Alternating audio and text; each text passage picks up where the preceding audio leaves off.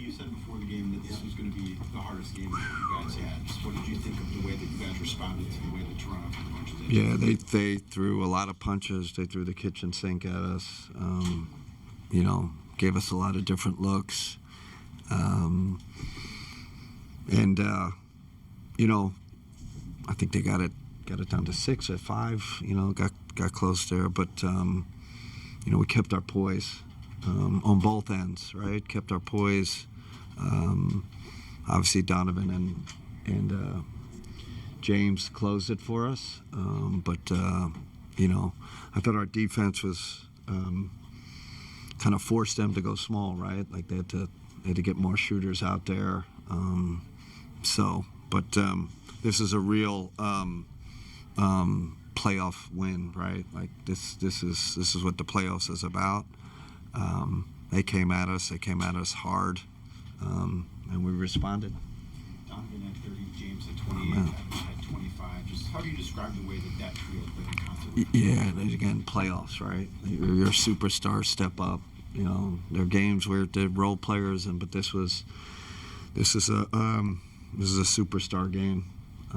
Those three led us. They hit the big shots. I think James had 4 steals in the second half, so excellent defensively. And, of course, Evan, really good defensively. And Don just made some out-of-this-world incredible shots. The bank shot he hit near our bench, shot clock winding down. I mean, that's why they're stars. Michael, you guys helped Brandon Ingram to his 3 of 15 from the floor. I thought Dean did a really good job. So can you just kind of talk about Dean's impact defensively, stopping a guy like G.I.? Yeah, I mean, it's a luxury to have a stopper, a 6'9" wing that can use as a stopper. You can use him on a point guard. You can use him as a wing. He's been phenomenal so far. I know B.I. He's going to keep coming at you. But Dean made him work for everything he got. We obviously have the 2 big guys back there, so we're leaning on that too, right? It's Dean, and then that support from our big guys. We're kind of figured out how to help, who to help off of, all that. But most of the credit goes to Dean. Incredible physicality, and he's doing it without putting B.I. on the line. He's a great foul drawer, and Dean's been really disciplined with that. Kenny, you talked about the possession game being so crucial in this series. You guys tied in the possession battle tonight, but you forced them to have 22 turnovers, which is a season high for them. Can you speak to what that defensive effort was tonight? Yeah, I mean, like I said, James with 4 steals. I think it was just reading the game. It wasn't so much our aggressiveness. It was more about being in the right position. Whether it's off the ball or on the ball. We're obviously not being aggressive, picking them up full court, all that. We're kind of doing it strategically. And then the other key was, I thought we did a better job in that second half of handling their pressure. I mean, they came after us in that first half. We were having a tough time getting into the scoring zone, never mind scoring.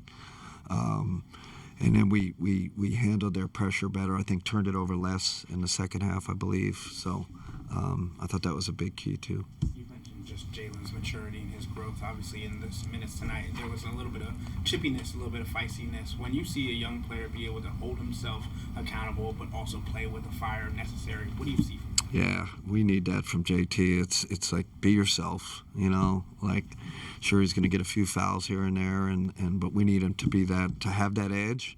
We're going to keep trusting him. This is part of the process for a young guy going. This is his first real involvement in playoffs. So he'll get it. He'll start getting the rhythm. He'll start getting the feel for the series. But I don't want him to back down. I don't want him to start playing really conservatively or being something he's not. Hey, Kenny, it's not like it's new, but just what did you think of Donovan's shot making? Yeah. I mean, especially in the fourth quarter and some of those tough situations, late shot clock. I mean, They're obviously loading up on him a lot, right? That it was crowded. Those shots were not open shots, they're crowded shots, mid-range shots, right? And that's what the playoffs is about. Like, you need guys that can make those shots, because they had us stymied. I felt like we weren't in our flow. They got us into crowded spaces, and he made shots in difficult situations. So. Really, like I said, him and James kind of closed it for us, and then James, of course, the ability to draw fouls.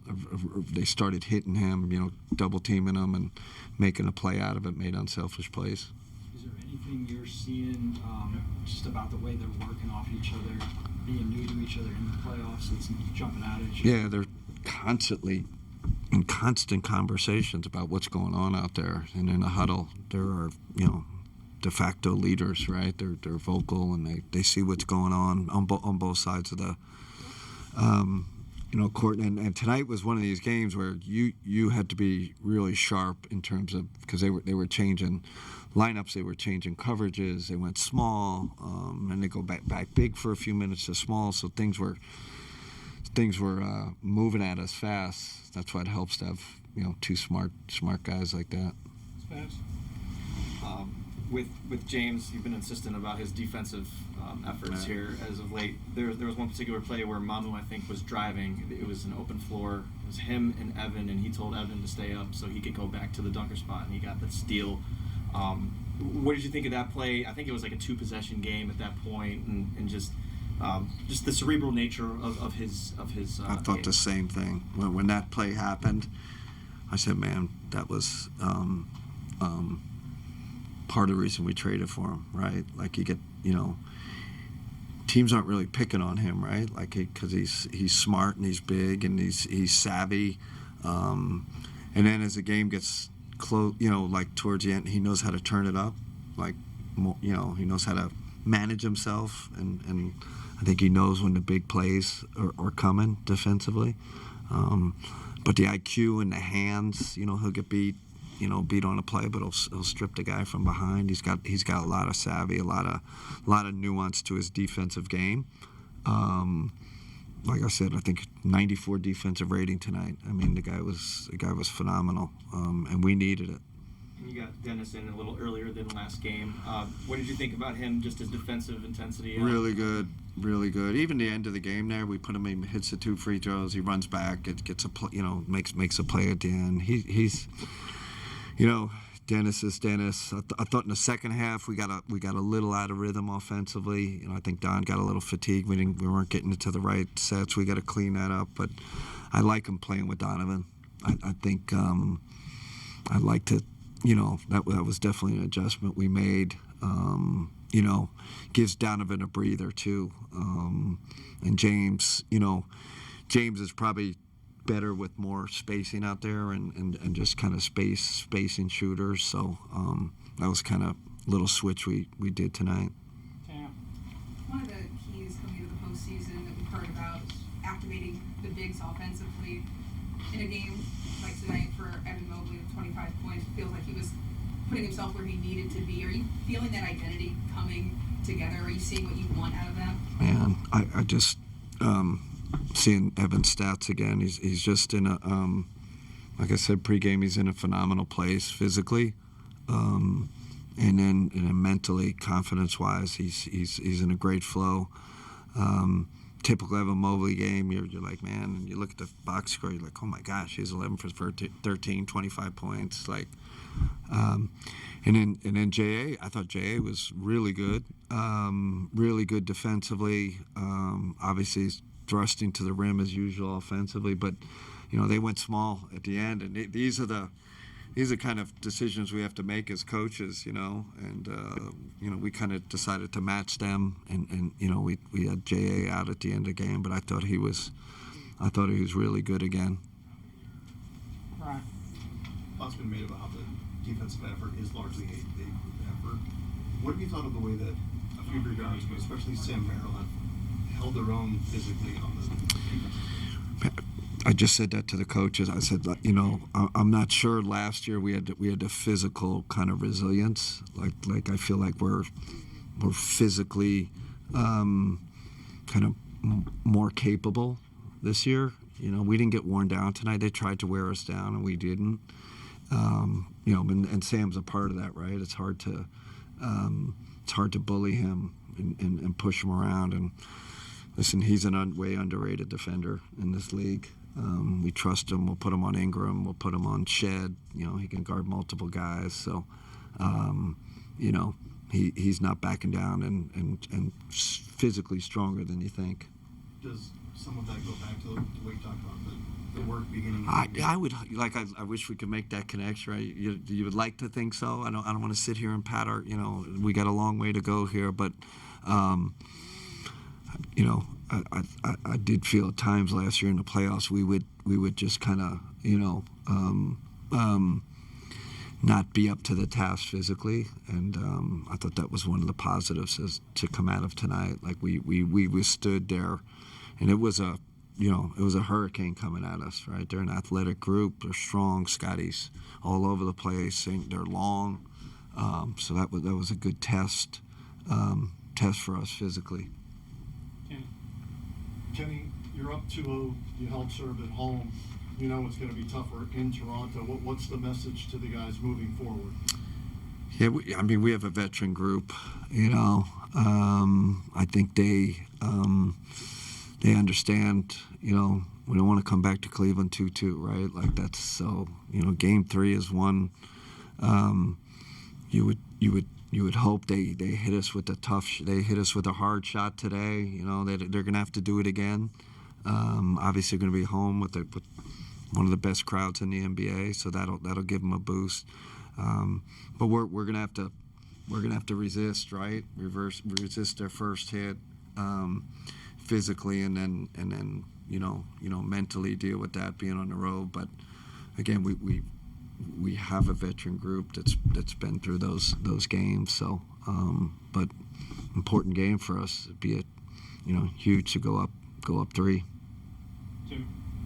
Kenny, last year in the playoffs, Donovan took 25 more shots before those last 5 games against Indiana. He had some crazy usage rates.